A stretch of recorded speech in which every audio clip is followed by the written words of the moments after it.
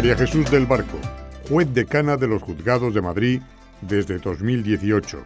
Es también presidenta de la Asociación Profesional de la Magistratura, la APM, ampliamente mayoritaria entre los profesionales que se dedican a administrar justicia.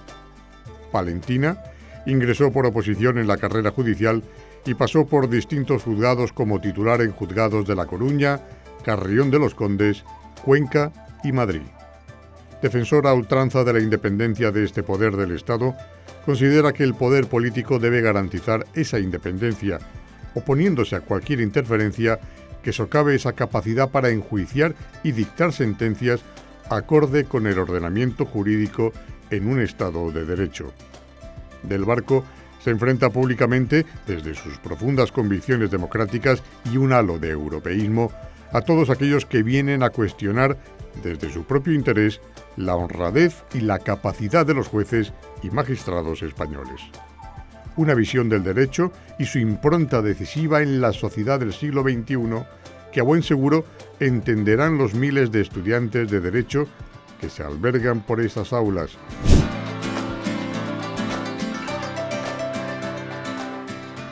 Buenos días, amigas y amigos de Territorio Líder.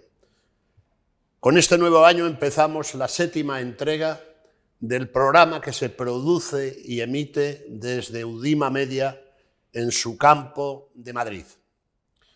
Hemos querido traer hoy, para cerrar el círculo de sociedad civil, a una persona muy relevante, mujer, por méritos propios, juez decana de los Juzgados de Madrid. En esta universidad hay muchísima gente que estudia y se prepara para ejercer el derecho en sus distintas modalidades, bien sean como abogados libres, como futuros fiscales, futuros jueces.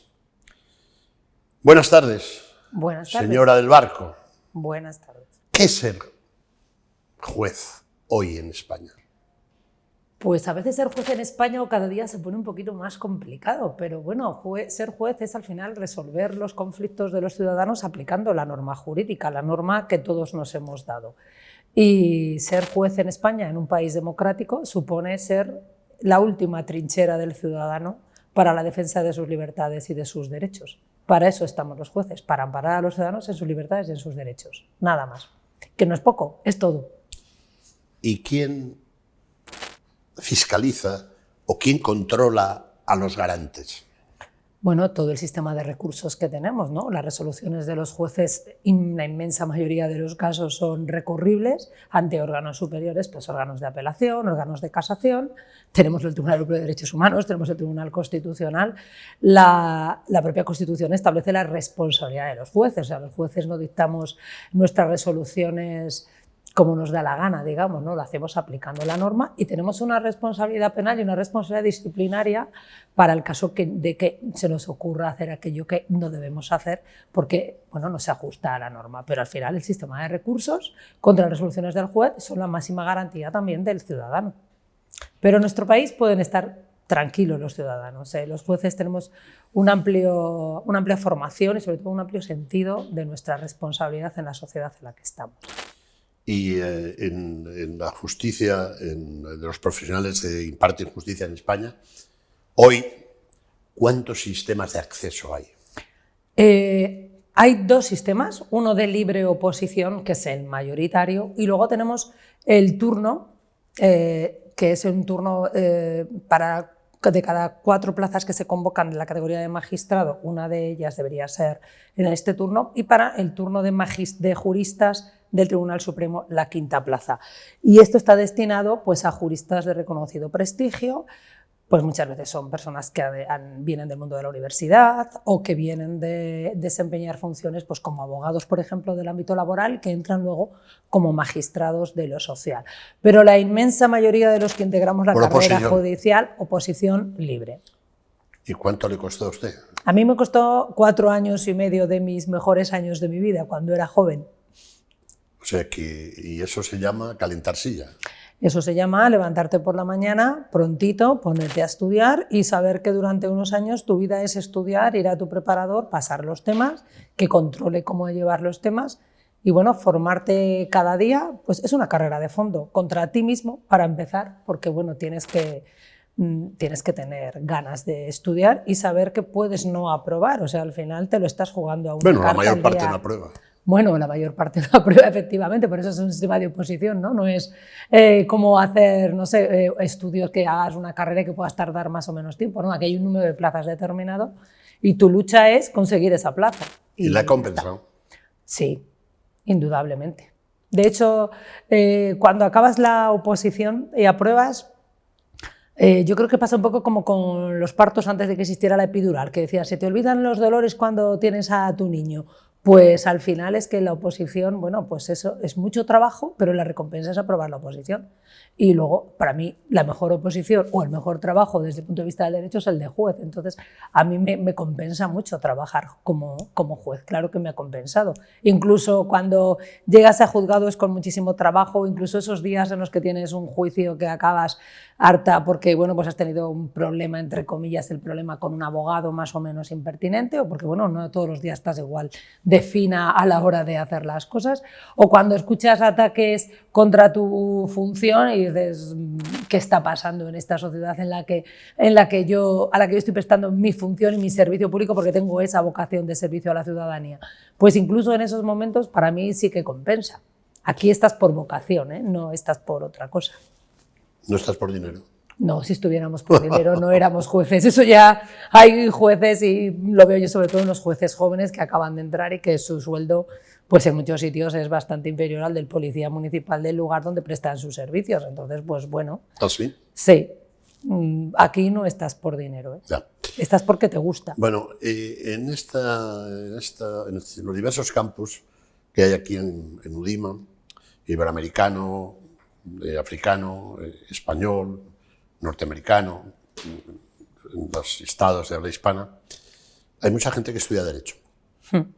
Supongo yo que habrá algunos que quieran vestir la toga, impartir justicia y situarse, pues, como es en las películas norteamericanas, ¿no? Donde a un juez no le tose nadie.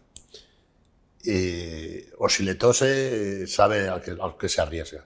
Yo quería pedirle que si les diga a esta gente, a estas chicas y chicos jóvenes, qué es lo que hay que hacer, cuáles son sus consejos para acceder en sus respectivos países, o por aquí en concreto en España, a la carrera judicial. ¿Qué consejo les daría usted? Primero, si tú decides ser juez, lógicamente hasta que llegas a ser juez tienes que estudiar mucho. Tener una capacidad de trabajo y de estudio importante, porque bueno, como media se tardan unos 4 años en hacer esta oposición. No desanimarse, porque es evidente que es muy difícil que apruebes a la primera, pero tampoco hay que creerse estos mensajes happy flower, no. Bueno, a lo mejor, o sea, tú tienes que preparar la oposición con el objetivo de aprobar y sacar tu plaza. Tu profesión no puede ser la de opositar y tienes que darte también tu tiempo de saber que opositas y si no apruebas, pues lo tienes que dejar. Pienso yo, creo que hay una película de los años 60 de uno que estaba siempre opositando a notarías y llevaba como 16 años notarías. No puedes estar 15 años opositando a ser juez. Tú tienes que ponerte tu límite también y a lo mejor pues, puedes dedicarte a otra cosa. Para mí esto es muy bonito, pero bueno, a lo mejor tu futuro no es ser juez. Y luego tienes que actuar siempre con el pleno convencimiento de que solo tienes un dueño, que es la ley, y es ante quien respondes. Porque aplicar la ley supone responder a la ciudadanía de lo que quiere de ti y dar tu respuesta ajustada a derecho.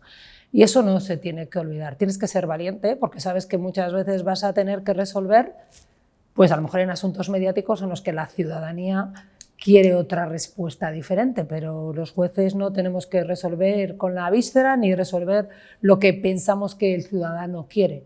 Lo que el ciudadano quiere a largo plazo, a lo mejor no en la inmediatez de la resolución de ese caso concreto, es que se aplique la ley, porque cuando no se aplica la ley, pues lo que nos queda es la quiebra del Estado de Derecho y la quiebra de la democracia, y eso se llama selva. Entonces, lo que debe tener muy claro el que quiera ser juez es estudiar y ser firme en la aplicación de la ley. Y tener una honestidad personal Bueno, es que yo no concibo que tú puedas ser juez si no eres honesto, sinceramente. ¿Cómo vas a resolver los conflictos con la ley en la mano si tú eres el primero que no respetas la ley más allá de la ley escrita, ¿no? Sino las normas de convivencia y las normas que te hacen un ser humano decente? A propósito de esto que estamos hablando, una de las cosas más peregrinas que he leído en relación con los jueces españoles de hoy ha sido el de un teórico, director de medio, o de un teórico medio que dice que la judicatura española hoy está trufada de conservadurismo porque la mayor parte de los jueces vienen de buenas familias que se han podido permitir el lujo de prepararse una oposición larga y cara. Y yo conozco muchos jueces españoles que vienen de la working class, que diría un clásico, ¿no? Pero no sé si sus padres eran millonarios o cómo era esto. Hombre, yo tengo vocación, pero tonta tampoco soy. Quiero decir que si mis padres hubieran sido millonarios, yo no me había pasado 4 años metida en una habitación, levantándome muchos días a las 5:30 de la mañana para ponerme a estudiar.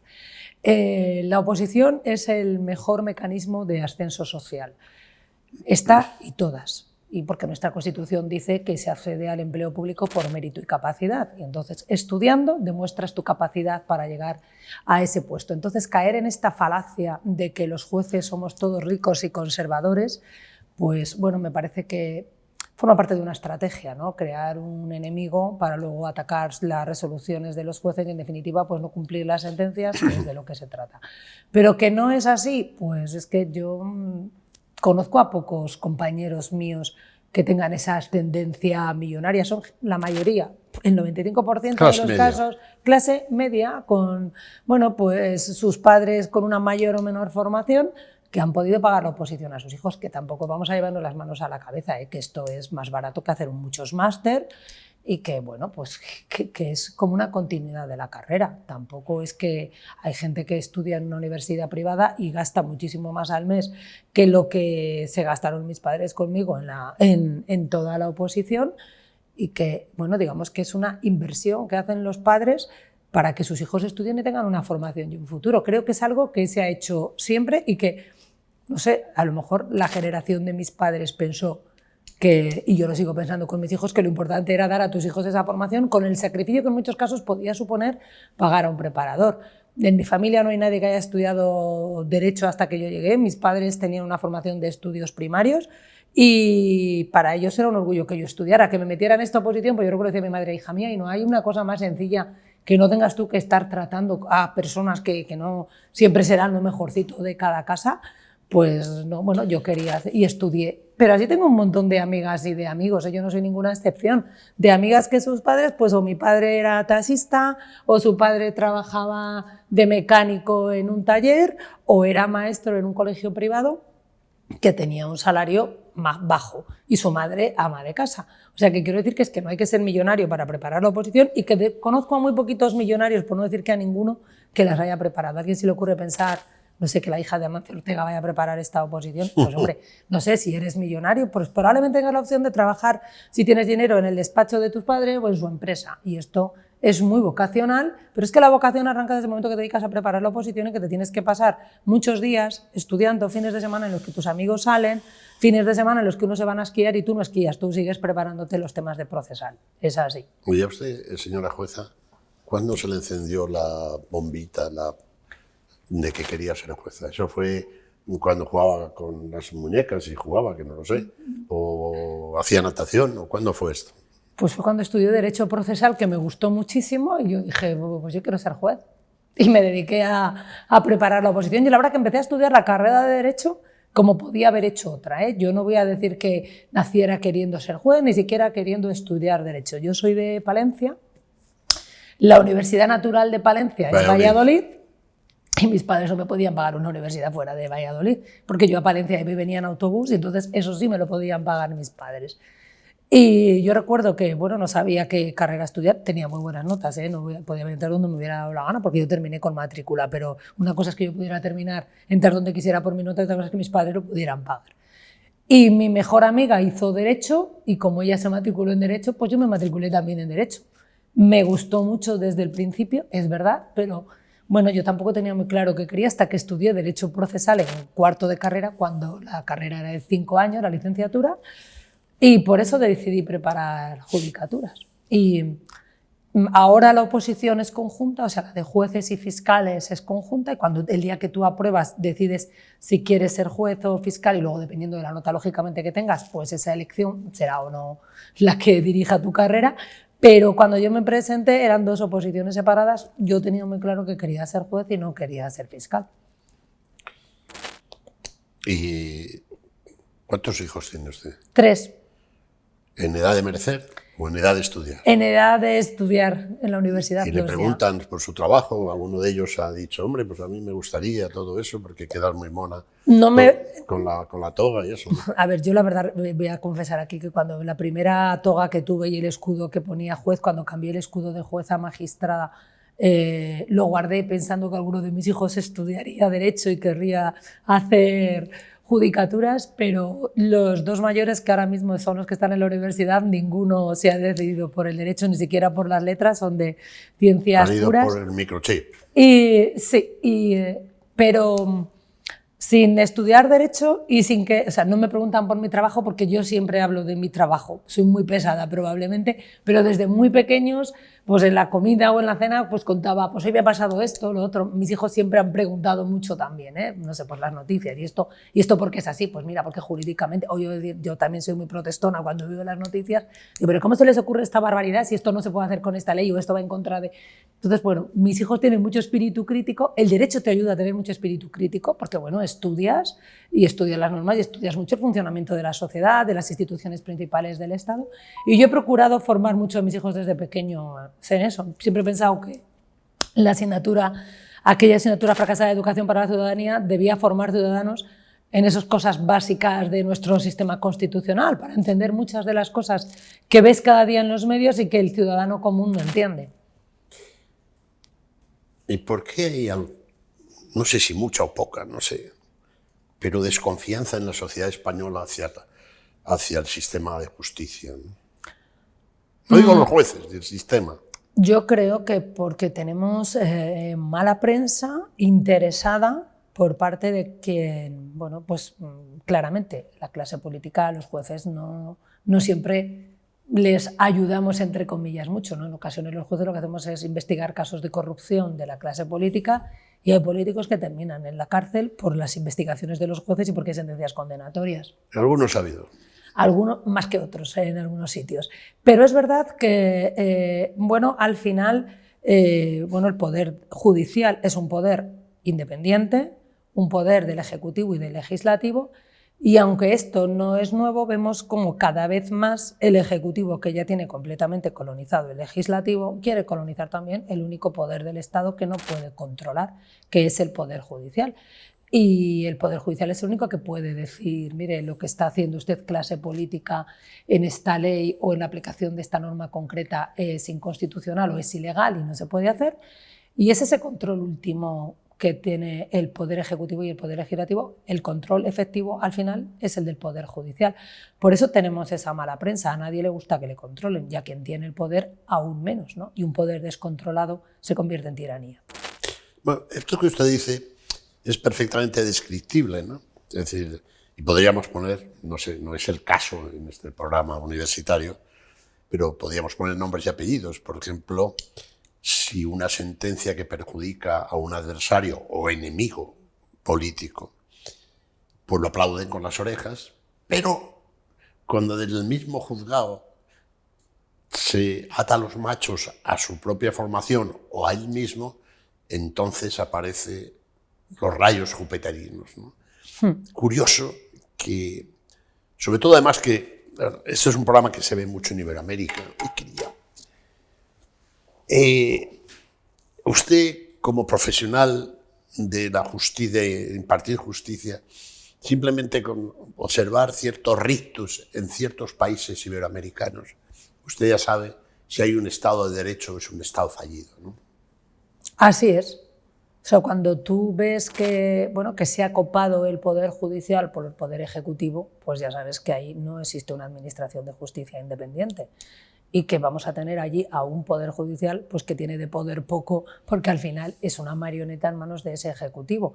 Y cuando se dictan normas que están minando el poder de los jueces, su autoridad, o quitando todo margen de discrecionalidad del juez, que al final la discrecionalidad del juez no es hacer lo que me dé la gana como arbitrariedad, sino ver en el caso concreto qué es lo que tengo que hacer, pues estás privando a la ciudadanía de un juez independiente.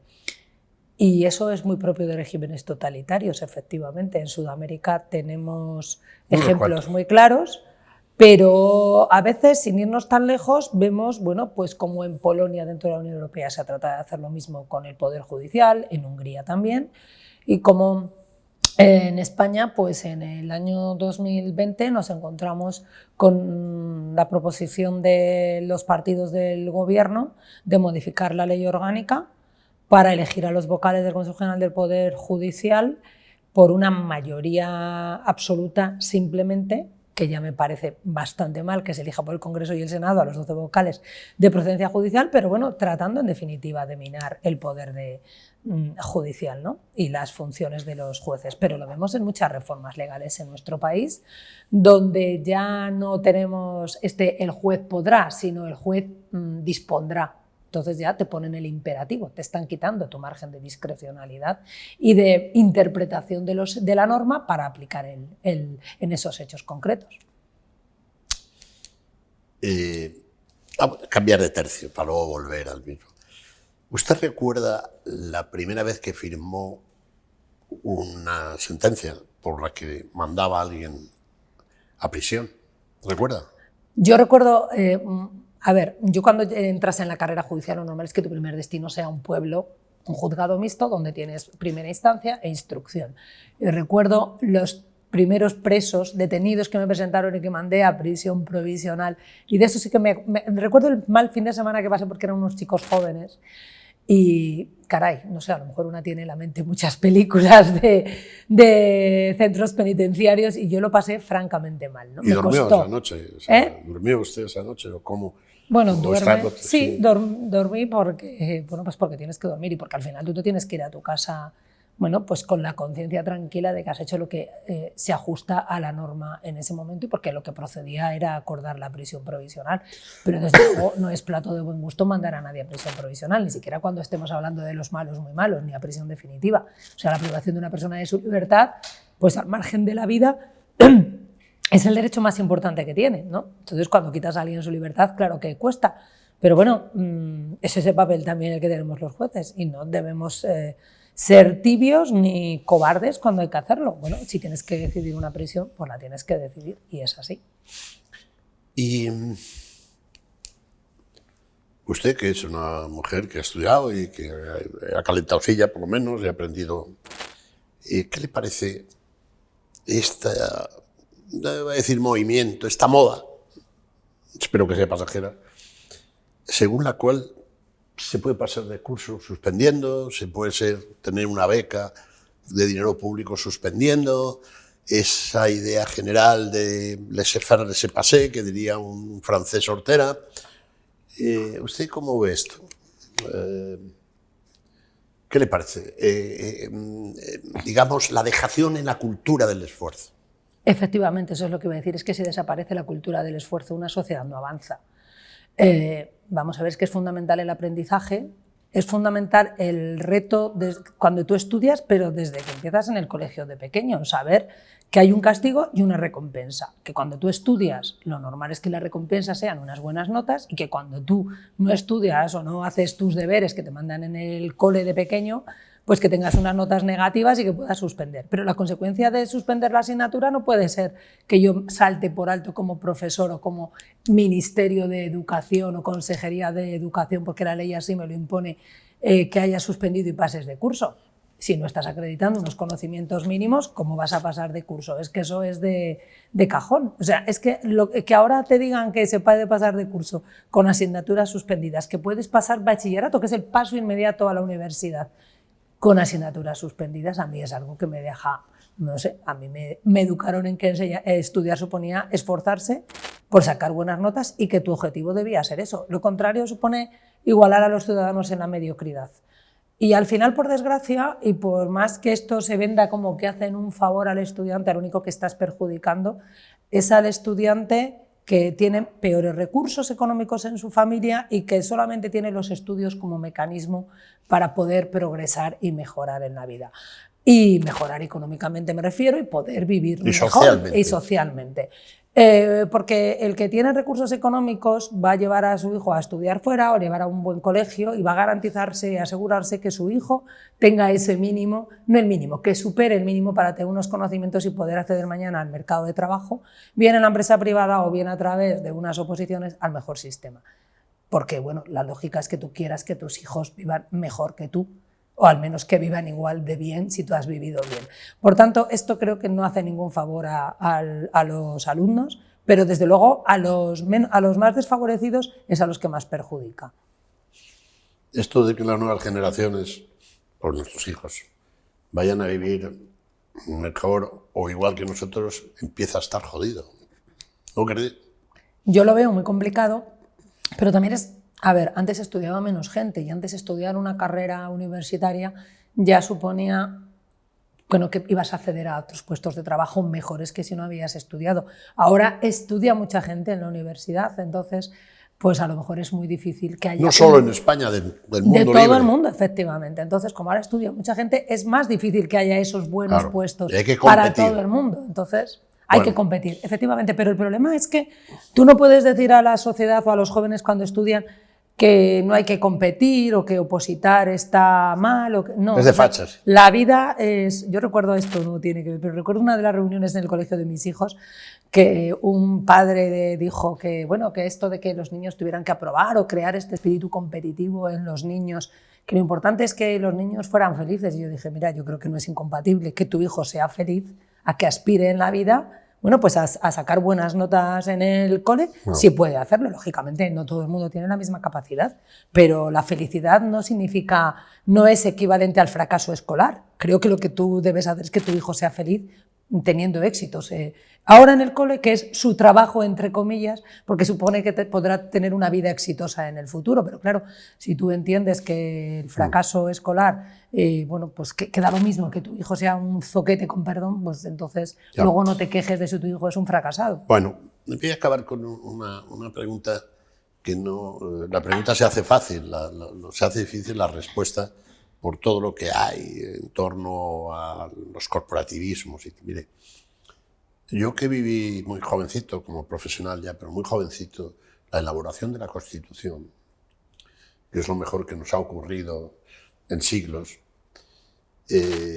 no me sorprendió que establecieran, desde el principio mismo de la transición democrática, que aquellos militares que decidieran legítimamente colgar el uniforme y entrar en la vida política no podían volver.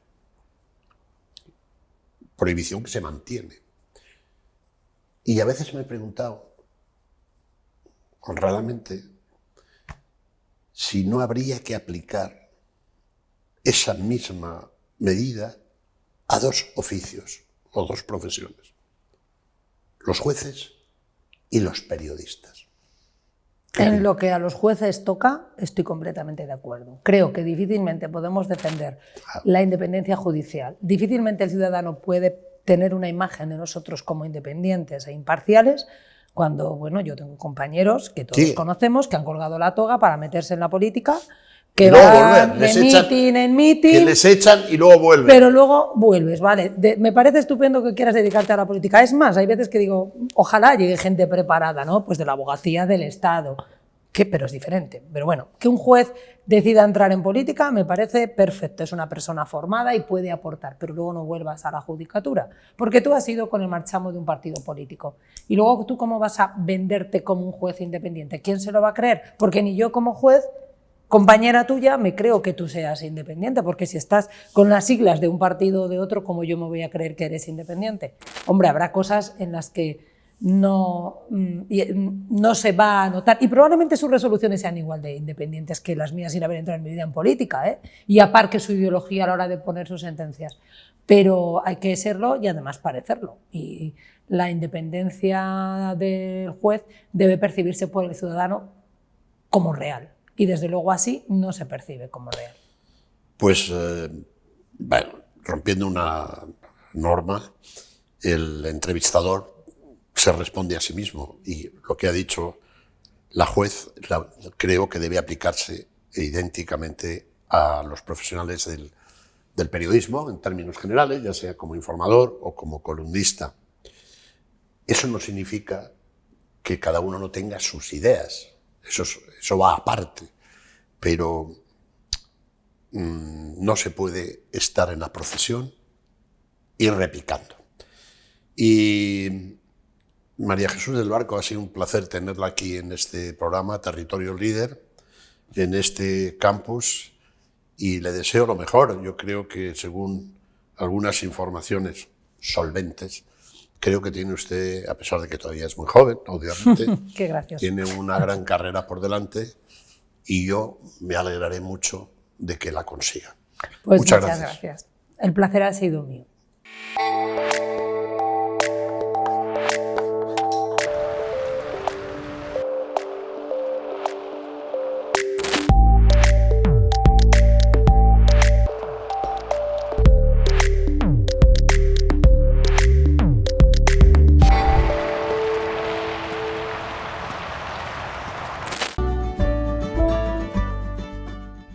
Eres más de lo que se ve.